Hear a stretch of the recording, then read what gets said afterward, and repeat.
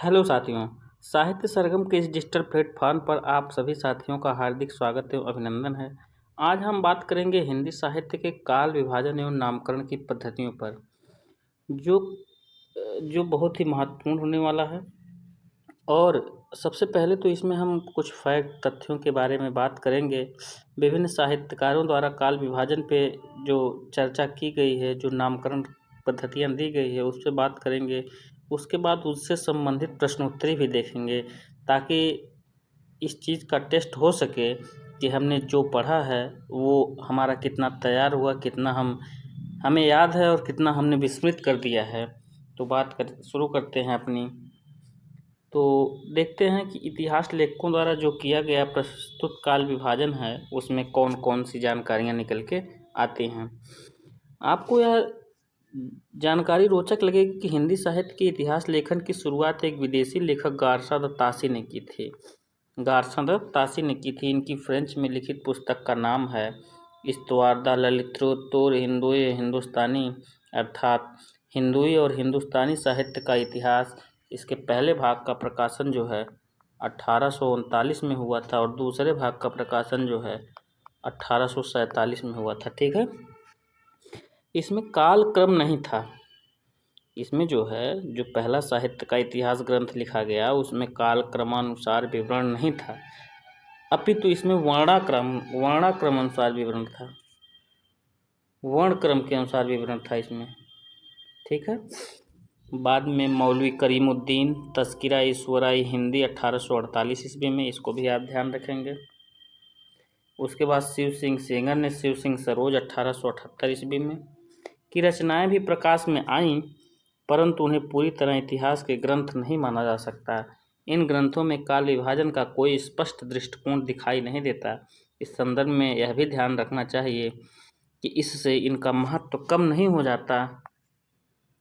वर्तमान संदर्भों में भले ही इनका कुछ भी महत्व ना समझा जाए, परंतु उस समय इनका महत्व अवश्य था। ये प्रारंभिक प्रयास थे और प्रारंभिक प्रयास का भी अपना विशिष्ट महत्व होता है।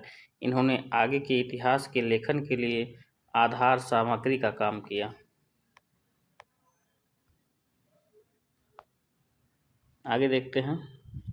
अब ये देखिए, डॉक्टर जॉर्ज ग्रियर्सन ने जो काल विभाजन दिया, इन्होंने सबसे पहले काल विभाजन करने का प्रयास किया। तो इनका जो काल विभाजन है वो हम देख लेते हैं।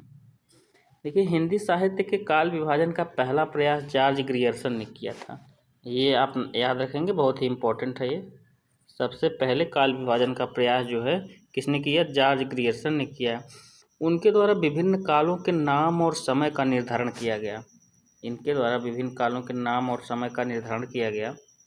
तो सबसे पहला जो इन्होंने वर्गीकरण किया है वो चारण काल का किया है। चारण काल, इसका समय इन्होंने बताया है 700 से 1300 ईस्वी।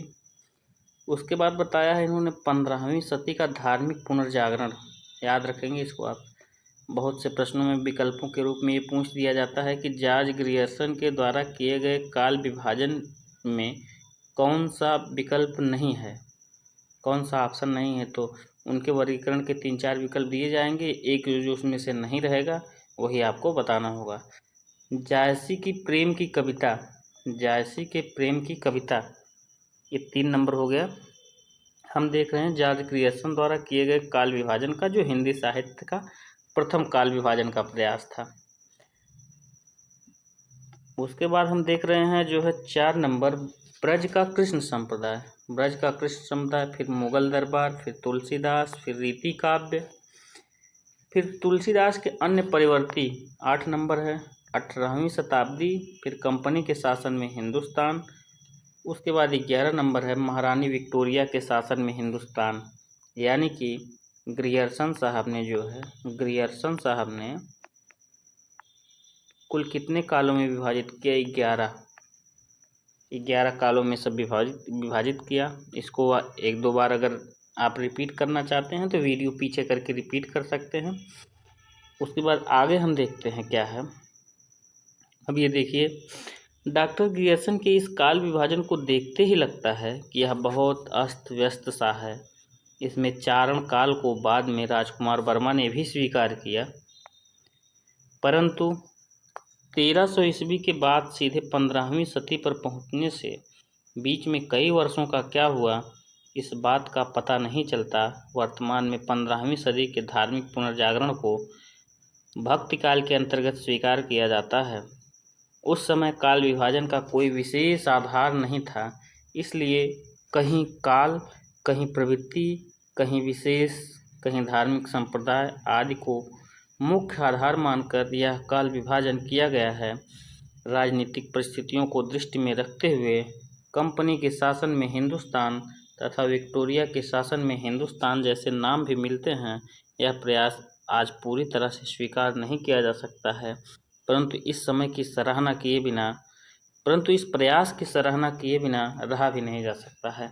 ये हिंदी साहित्य के प्रथम काल विभाजन का प्रयास किसने किया था? डॉक्टर जॉर्ज ग्रियर्सन ने। और कितने कालों में बांटा था हिंदी साहित्य को? 11 कालों में बांटा था। किसने? जॉर्ज ग्रियर्सन साहब ने। ठीक है, तो यही चीज़ें कह रहे हैं कि इनका जो काल विभाजन वो पूरी तरह से स्वीकार नहीं किया जा सकता हिंदी साहित्य में, लेकिन उन्होंने जिस प्रकार से प्रयास किया था उस प्रयास की सराहना किए बगैर भी नहीं रहा जा सकता है।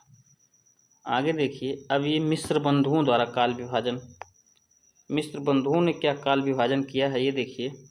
आगे चलकर काल विभाजन के संदर्भ में मिस्र बंधुओं में देखिए कौन कौन लोग हैं। एक गणेश बिहारी हैं, श्याम बिहारी हैं और सुखदेव बिहारी हैं। 3 लोग हैं ने प्रयास किया। डॉक्टर ग्रियर्सन की अपेक्षा मिस्र बंधुओं का काल विभाजन अधिक प्रौढ़ है। यह काल विभाजन मिस्र बंधुओं की पुस्तक मिस्र बंधु विनोद, प्रथम 3 भाग 1913 और चौथा भाग जो है 1934 में प्रस्तुत है, जो इस प्रकार है। ये भी बहुत इंपॉर्टेंट फैक्ट होने वाला है। मिस्र बंधु विनोद का जो प्रथम 3 भाग है, वो 1900 यानी कि 1 से 3 भाग जो है वो 1913 में प्रकाशित हुआ, और उसके बाद चौथा भाग 1934 में प्रकाशित हुआ। ठीक,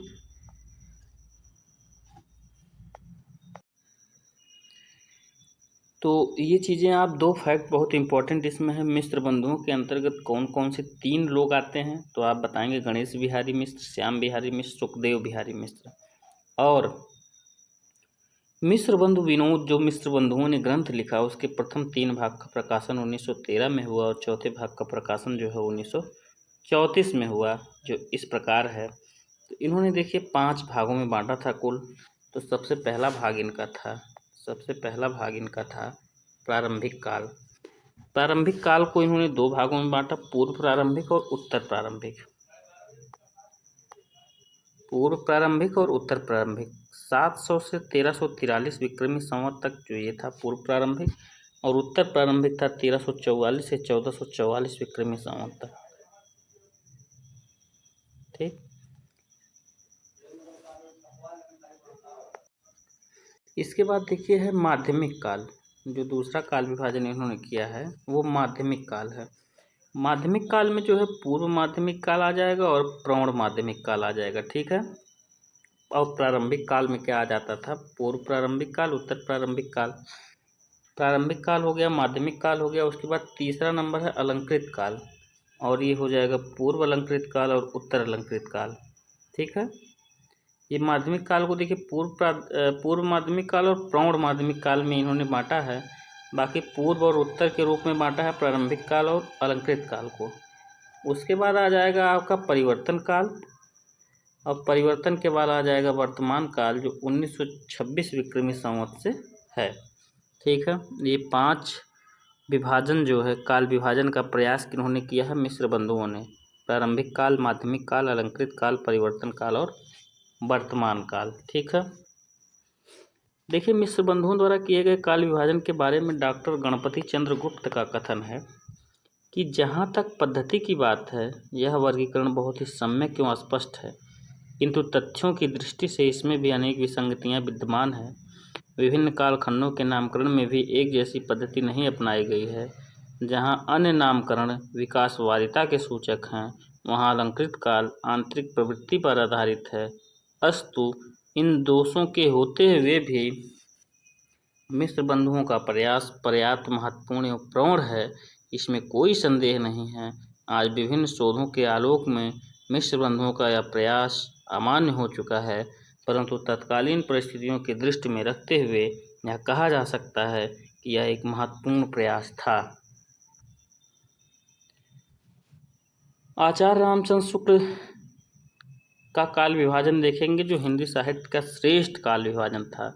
उनके काल विभाजन पर बात करेंगे तो तीसरे नंबर पे हम देख रहे हैं आचार्य रामचंद्र शुक्ल के काल विभाजन को। आचार्य रामचंद्र शुक्ल द्वारा प्रस्तुत काल विभाजन अत्यधिक तार्किक है। उसे आज भी सबसे अधिक मान्यता प्राप्त है। नाम भले ही अलग हो, आचार्य शुक्ल के कुछ तर्कों से असहमत हुआ जा सकता है, परंतु उनके कई तर्क ऐसे भी हैं जो आज भी अकाट्य हैं। आचार्य शुक्ल ने हिंदी साहित्य के इतिहास का काल विभाजन इस प्रकार से किया है। देखिए,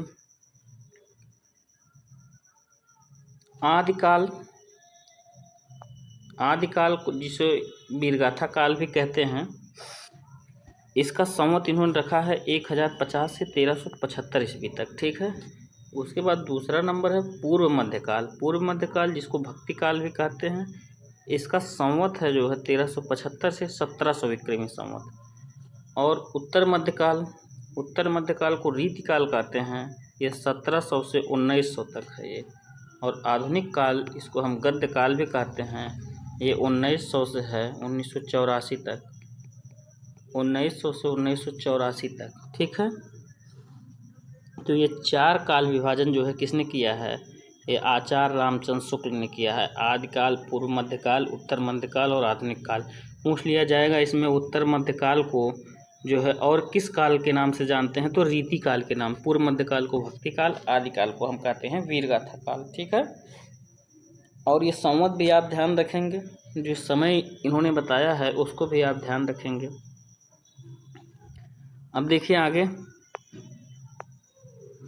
आचार्य शुक्ल ने कुल 900 वर्षों के इतिहास को उपयुक्त चार कालों में विभाजित किया है। उन्होंने अपने ग्रंथ हिंदी साहित्य के इतिहास 1929 में के आरंभ में प्रथम संस्करण का वक्तव्य के अंतर्गत इस ग्रंथ का पद्धति अपने विचार प्रकट किए। इस पद्धति में नामकरण के दो आधार हैं, प्रचुरता और प्रसिद्धि। यानी कि जो इन्होंने नामकरण किया है चार वर्गों में, उसको इन्होंने दो आधार बताया है बांटने का, एक प्रचुरता, एक प्रसिद्धि।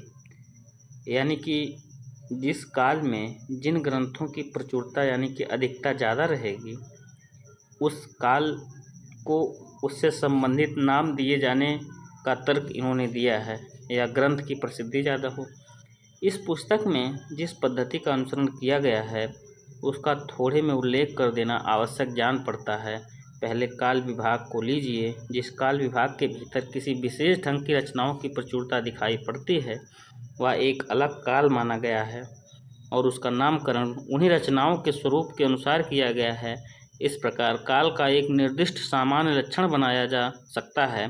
किसी एक ढंग की रचना की प्रचुरता से अभिप्राय यह है कि दूसरे ढंग की रचनाओं में से चाहे किसी एक ढंग की रचना को लें, वह परिमाण में प्रथम के बराबर ना होगी। यह नहीं कि और सब ढंगों की रचनाएं मिलकर भी उसके बराबर ना होंगे। शुक्ल जी ने यह भी स्पष्ट किया है कि ये दूसरी बात है कि ग्रंथों की प्रसिद्धि किसी काल के भीतर जिस एक ही ढंग के बहुत अधिक ग्रंथ प्रसिद्ध चले आते हैं, उस ढंग की रचना उस काल के लक्षण के अंतर्गत मानी जाती है, चाहे और दूसरे ढंग की अप्रसिद्ध असाधारण कोटि की बहुत सी पुस्तकें भी इधर उधर कोने में पड़ी मिल जाया करें। प्रसिद्धि भी किसी काल की लोक प्रवृत्ति की प्रतिनिधि है। सारांश यह है कि इन दोनों बातों की ओर ध्यान रखकर काल विभागों का नामकरण किया गया है। साधारण सी और सीधी सी बात इतनी है कि रामचंद्र शुक्ल जी ने जो है काल विभाजन के दो आधार माने हैं। एक पहला आधार ये माना है उन्होंने, एक पहला आधार उन्होंने माना है प्रचुरता को, पहला आधार इन्होंने माना है प्रचुरता को, और दूसरा आधार इन्होंने माना है किसको? प्रसिद्धि को। दूसरा आधार इन्होंने माना है प्रसिद्धि को। पहला प्रचुरता हो गया, दूसरा प्रसिद्धि। इसी दोनों चीज़ों को आधार मान करके जो है इन्होंने काल विभाजन किया है।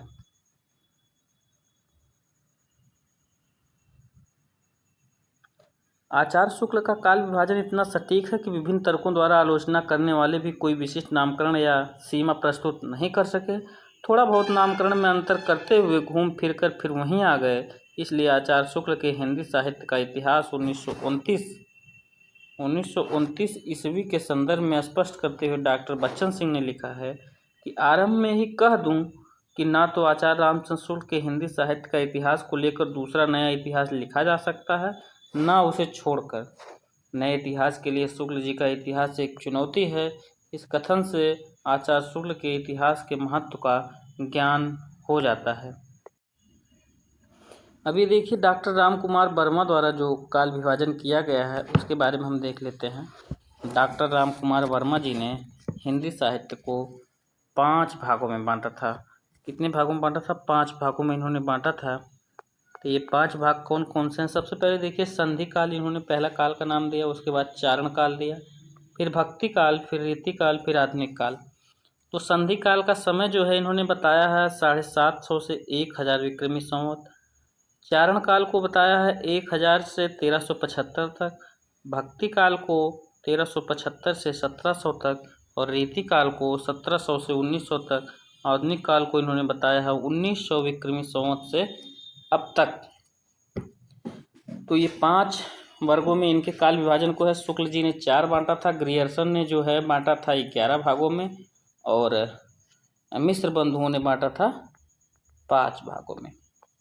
ठीक है, इस काल विभाजन को देखने से यह पता चलता है कि इसमें संधि काल एक नया काल है। संधि काल एक नया काल है। संधि काल के अंतर्गत सिद्ध साहित्य शामिल है, जिसे आचार्य शुक्ल ने सांप्रदायिक शिक्षा मात्र कहकर तवज्जो नहीं दी थी। बात की खोजबीन से पता चला सिद्धों के साहित्य की भी प्रासंगिकता है। आचार्य शुक्ल के वीर गाथा काल की जगह यह चारण काल कहा गया। शेष काल विभाजन आचार्य शुक्ल की ही भांति है। चारण काल का समय भी लगभग आचार्य शुक्ल के ही समान है। डॉक्टर राम कुमार वर्मा का कथन है, साहित्य का इतिहास आलोचनात्मक शैली से अधिक स्पष्ट किया जा सकता है। बहुत महत्वपूर्ण कथन है, ये ध्यान रखेंगे आप लोग। ये देखिए डॉक्टर राम कुमार वर्मा का कथन है कि साहित्य का इतिहास आलोचनात्मक शैली से अधिक स्पष्ट किया जा सकता है, अतः ऐतिहासिक सामग्री के साथ कवियों एवं साहित्यिक प्रवृत्तियों की आलोचना करना मेरा दृष्टिकोण है। इस कथन से पता चलता है कि डॉक्टर राम कुमार वर्मा के काल विभाजन का आधार मुख्य रूप से साहित्यिक प्रवृत्तियाँ रही हैं। ठीक है, हजारी प्रसाद द्विवेदी जी का काल विभाजन देख लीजिए, इन्होंने कितने वर्गों में बांटा। हजारी प्रसाद द्विवेदी बांटते हैं आदिकाल, भक्तिकाल, रीतिकाल और आधुनिक काल, और इन्होंने ईस्वी में बांटा है। समय काल जो दिया है ईस्वी में। आदिकाल का समय इन्होंने बताया है 1000 से 1400। सबसे पहले इन्होंने ही आदिकाल को आदिकाल कहा था। और भक्ति काल जो है, भक्ति काल का समय बताया है 1400 से 1650। 1400 से 1650 यानी 250 वर्षों का इतिहास इसमें है भक्ति काल में। और 1650 से 1850 में 200 वर्षों का इतिहास है रीति काल में। और आधुनिक काल में है 1850 से अब तक।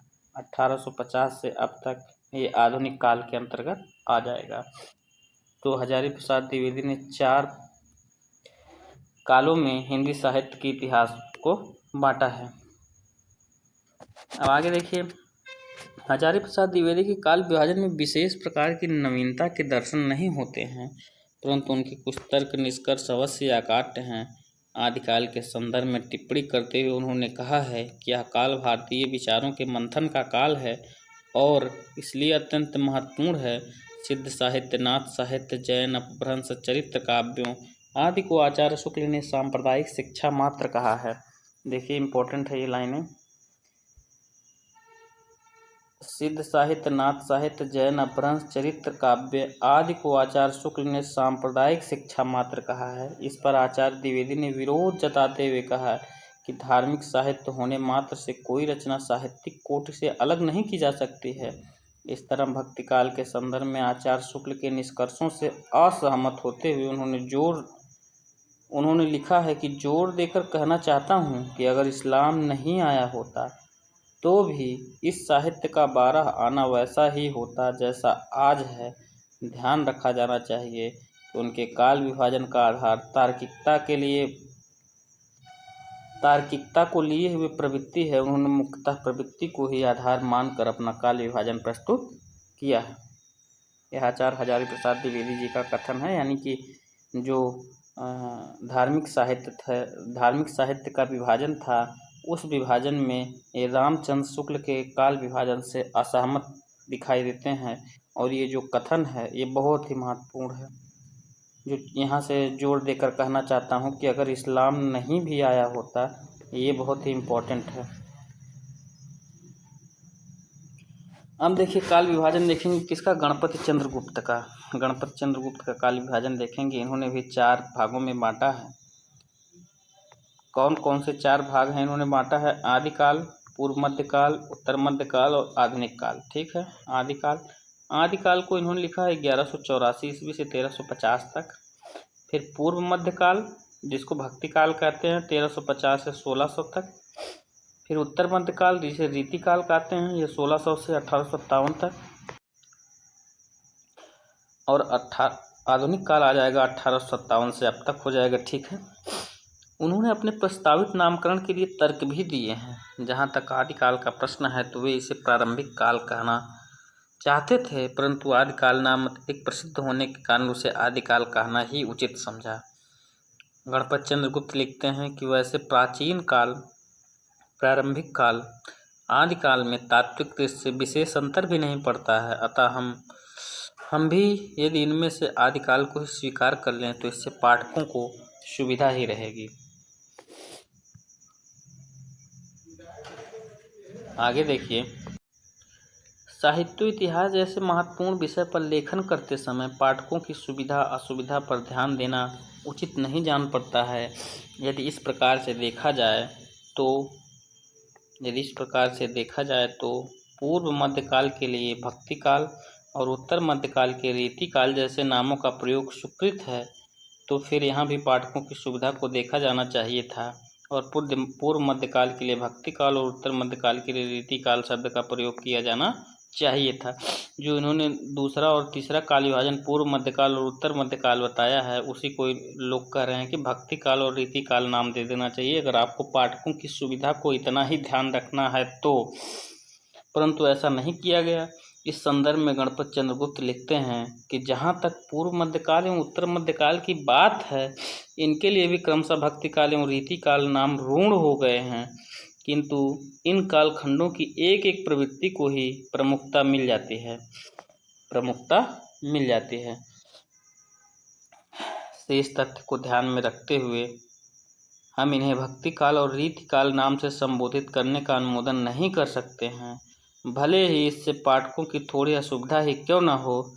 जहाँ तक आधुनिक काल के प्रारंभ का प्रश्न है तो उसे 1857 से मानना न्यायोचित है।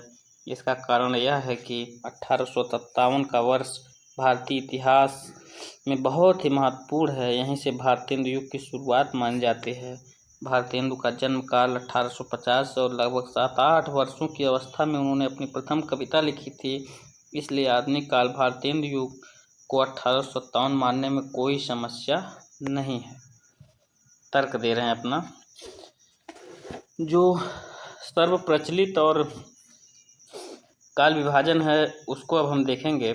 जो सर्व प्रचलित काल विभाजन है हिंदी साहित्य में, हिंदी साहित्य के विभिन्न इतिहास लेखकों द्वारा प्रस्तुत काल विभाजन का अनुशीलन करने के बाद एक आदर्श और सर्व प्रचलित काल विभाजन की आवश्यकता महसूस की गई।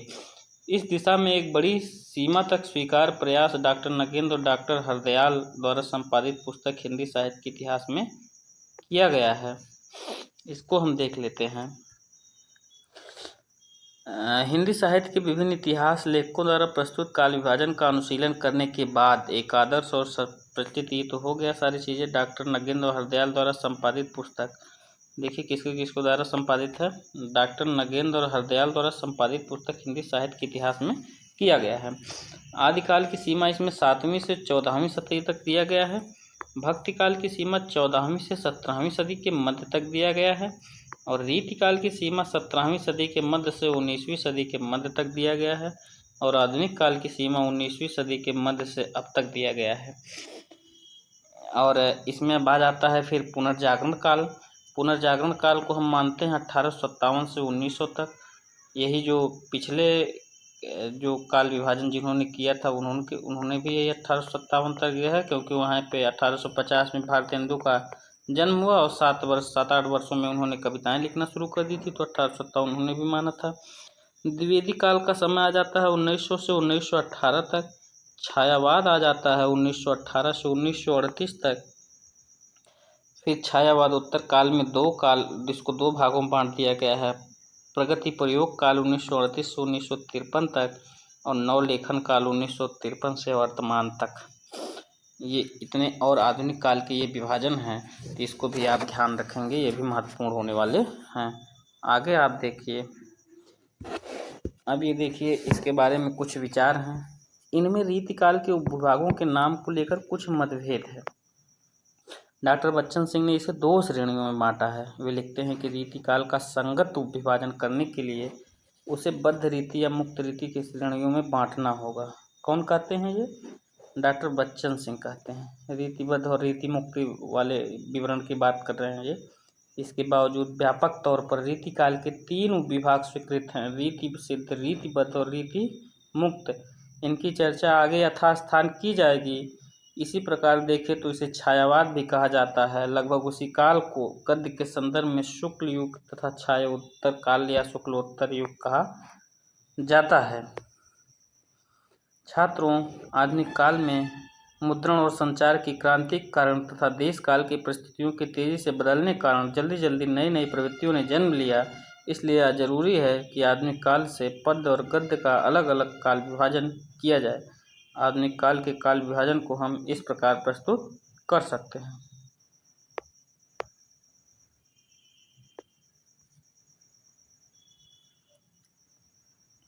आधुनिक काल का काल विभाजन ये दिखाया गया है यहाँ पे।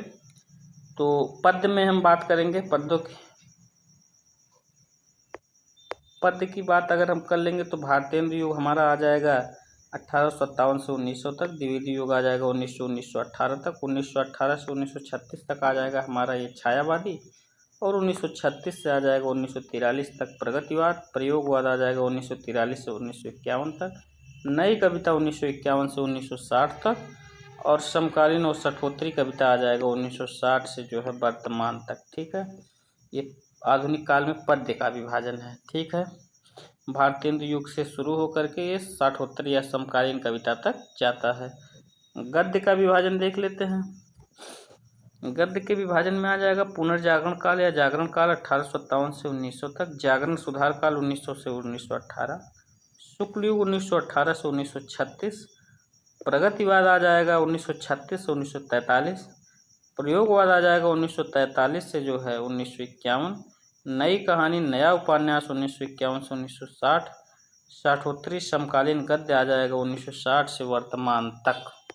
ठीक है, इस काल विभाजन को देखकर असहमत, सहमत, असहमत हुआ जा सकता है, परंतु इसे अधिक प्रामाणिक काल विभाजन कहा जा सकता है। यह भी ध्यान में रखना चाहिए कि वर्तमान में 1990 ईस्वी के बाद हिंदी साहित्य में विविध विमर्श चल रहे हैं। इनके अपने उद्देश्य हैं तथा इनकी अपनी सीमाएं भी हैं। वर्तमान के प्रमुख विमर्श हैं स्त्री विमर्श, दलित विमर्श, आदिवासी विमर्श, अल्पसंख्यक मुस्लिम विमर्श, कृषक विमर्श, थर्ड जेंडर विमर्श और हरित विमर्श आदि। इनको दृष्टि में रखते हुए समकालीन साहित्य का काल विभाजन नए तरह से भी प्रस्तुत किया जा सकता है।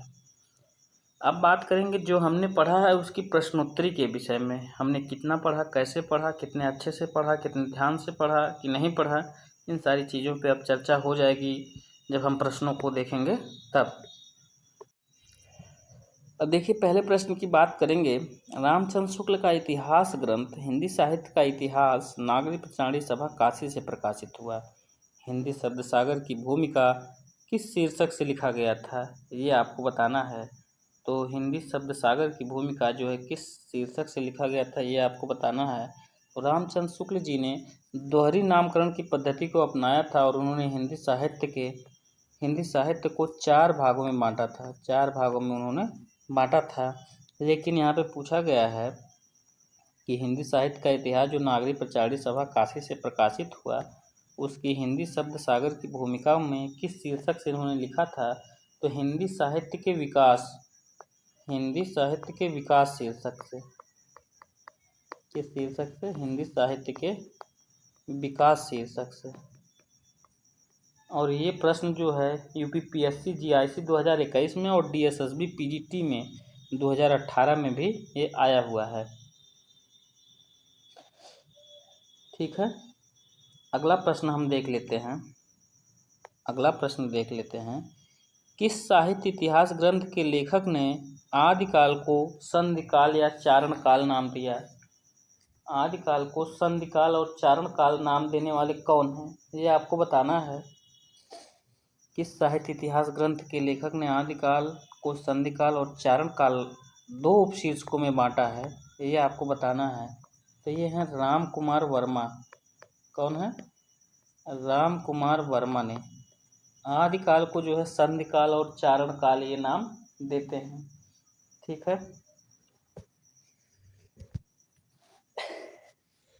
अगला प्रश्न हम देखते हैं अब।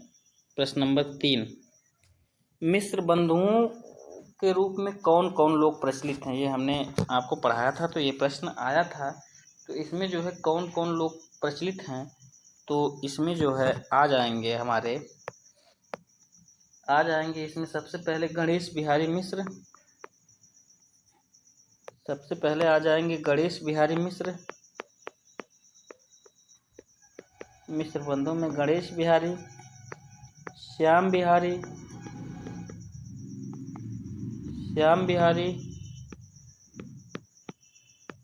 सुखदेव बिहारी, ये 3 लोग हो जाएंगे। ठीक है, गणेश बिहारी, श्याम बिहारी, सुखदेव बिहारी।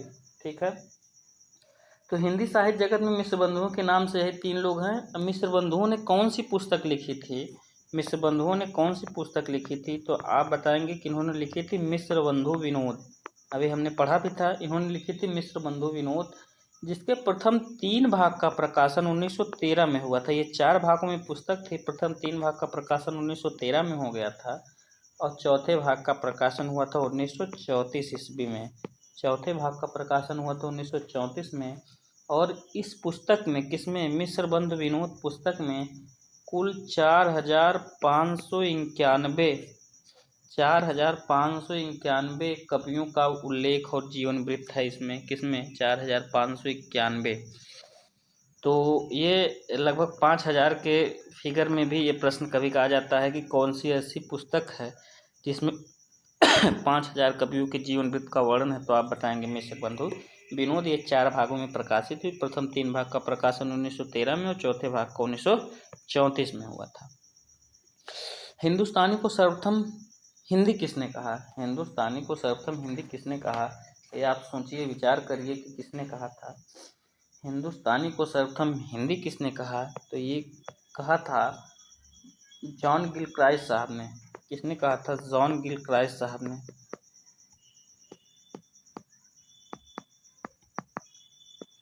हिंदुस्तानी को सर्वप्रथम हिंदी किसने कहा? ये जॉन गिलक्राइस्ट साहब ने कहा था। रीतिकाल को सर्वप्रथम श्रृंगार काल नाम रखने का सुझाव किसने दिया? रीतिकाल को सर्वप्रथम श्रृंगार काल नाम रखने का सुझाव किसने दिया? क्वेश्चन नंबर 5 है ये। क्वेश्चन नंबर 5 है ये। तो रीतिकाल को सर्वप्रथम श्रृंगार काल रखने का नाम सुझाव किसने दिया था? तो ये दिया था जो है विश्वनाथ प्रसाद मिश्र ने। किसने दिया था? विश्वनाथ प्रसाद मिश्र ने। इन्होंने रीतिकाल को श्रृंगार काल नाम रखने का सुझाव दिया था। ठीक है, मिश्र बंधुओं ने रीतिकाल को क्या कहा था? अभी हमने मिश्र बंधुओं के बारे में पढ़ा था। उन्होंने अलंकृत काल नाम रखने का सुझाव दिया। रामचंद्र शुक्ल ने रीतिकाल और एक रमाशंकर शुक्ल रसाल थे, उन्होंने कला काल कहा था। विश्वनाथ प्रसाद मिश्र ने श्रृंगार काल कहा था। ठीक है, तो ये सारी चीज़ें फैक्ट है, ये सब आप याद रखेंगे। अगला प्रश्न देखते हैं। हिंदी साहित्य का आदिकाल ग्रंथ के लेखक कौन है? हिंदी साहित्य के 6 नंबर क्वेश्चन है ये। हिंदी साहित्य के आदिकाल ग्रंथ के लेखक कौन हैं? तो इसके लेखक हैं कौन? हजारी प्रसाद द्विवेदी। हजारी प्रसाद द्विवेदी। हिंदी साहित्य के आदिकाल ग्रंथ को जो है किसने लिखा था? ये हजारी प्रसाद द्विवेदी ने लिखा था। कब लिखा था इन्होंने? 1952 में लिखा था। साहित्य इतिहास से संबंधित इन्होंने 3 पुस्तकों की रचना की। सबसे पहली पुस्तक इनकी आ जाती है हिंदी साहित्य के उद्भव और विकास को इन्होंने लिखा 1952 में। फिर हिंदी साहित्य की भूमिका नाम से एक पुस्तक लिखी 1940 में। ठीक है,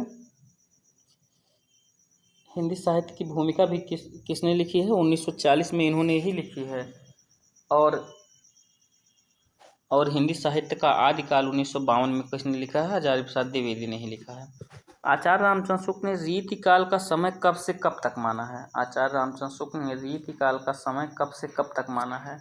रीतिकाल को ये और उत्तर मध्यकाल भी कहते हैं। कौन? रीतिकाल को रामचंद्र शुक्ल उत्तर मध्यकाल भी कहते हैं। चाहे इसी को रीतिकाल कहिए चाहे उत्तर मध्यकाल कहिए। तो इसका समय इन्होंने कब से कब तक माना है? तो ये 1700 से मानते हैं 1900 तक। 1700 विक्रमी संवत से मानते हैं 1900 तक। ठीक है, आचार्य रामचंद्र शुक्ल ने रीतिकाल का समय कब से कब तक माना है, ये हो गया। इस इतिहास ग्रंथ में लेखक ने अपने इतिहास ग्रंथ को 5000 कवियों का विवरण जो है माना है। तो ये तो हो जाएगा मिश्र बंधु विनोद। अभी हमने आपको बताया था ये क्वेश्चन, मिश्र बंधु विनोद। इसको लिखा किसने है? इसको लिखा है मिश्र बंधुओं ने। ये 4 भागों में प्रकाशित हुई थी। प्रथम 3 भाग का प्रकाशन 1913 में और चौथे भाग का प्रकाशन हुआ था 1934 ईस्वी में। और ये प्रश्न जो है आया है यूपीटीजीटी 2016 में। यूपीटीजीटी 2016 में। हिंदी साहित्य इतिहास के उत्तर मध्यकाल को कला काल नाम देने वाले कौन हैं? उत्तर मध्यकाल को कला काल नाम देने वाले कौन हैं? रमाशंकर शुक्ल रसाल हैं। कौन है? रमाशंकर शुक्ल रसाल।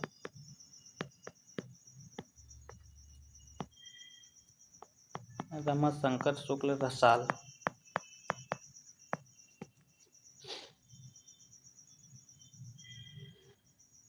रमाशंकर शुक्ल रसाल है। शिव सिंह सरोज का रचना काल क्या है? शिव सिंह सरोज का रचना काल क्या है? आपको ये बताना है कि शिव सिंह सरोज का रचना काल कब है। क्वेश्चन नंबर 10 है ये। शिव सिंह सरोज कब लिखा गया? शिव सिंह सरोज जो है लिखा गया था शिव सिंह सेंगर द्वारा। शिव सिंह सेंगर द्वारा लिखा गया। सबसे पहले ये आप जान लीजिए कि शिव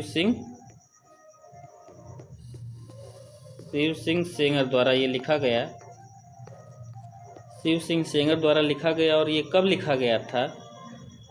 ये लिखा गया था 1883 ईस्वी में। शिव सिंह सरोज जो है ये लिखा गया था 1883 ईस्वी में। और इसमें 838 कवियों के जीवन चरित्र और उनके कविताओं का जो है उदाहरण दिया गया है। ठीक है, हिंदी साहित्य के इतिहास को व्यवस्थित रूप देने का श्रेय किसको दिया जाता है? तो हिंदी साहित्य के इतिहास को व्यवस्थित रूप देने का श्रेय जो है रामचंद्र शुक्ल को दिया जाता है। किसको? रामचंद्र शुक्ल को दिया जाता है। ये हमको लगता है सभी साहित्य के विद्यार्थियों को पता होगा। रामचंद्र शुक्ल को दिया जाता है। आचार्य रामचंद्र शुक्ल ने प्रथम उत्थान का समय कब से कब तक माना है? Question number 12। आचार्य रामचंद्र शुक्ल ने प्रथम उत्थान का समय कब से कब तक माना है? तो प्रथम उत्थान का समय जो है इन्होंने माना है 1868 से लेकर के 1893 तक। ये प्रथम उत्थान का समय है। ठीक है, ये प्रथम उत्थान का समय है। कमेंट बॉक्स में आपको बताना है कि द्वितीय उत्थान का समय जो है, द्वितीय उत्थान का समय रामचंद्र शुक्ल कब से कब तक मानते हैं। ये अगर आप ये वीडियो देख रहे हो तो आप कमेंट जरूर करिए कि प्रथम उत्थान का समय 1868 से 1893 है, तो द्वितीय उत्थान का समय कब से कब तक माना जाता है। अगला प्रश्न हम देखते हैं, आधुनिक काल को किस अन्य नाम से जाना जाता है? आधुनिक काल को किस अन्य नाम से जाना जाता है? तो आधुनिक काल को जो है गद्य काल के नाम से भी जाना जाता है।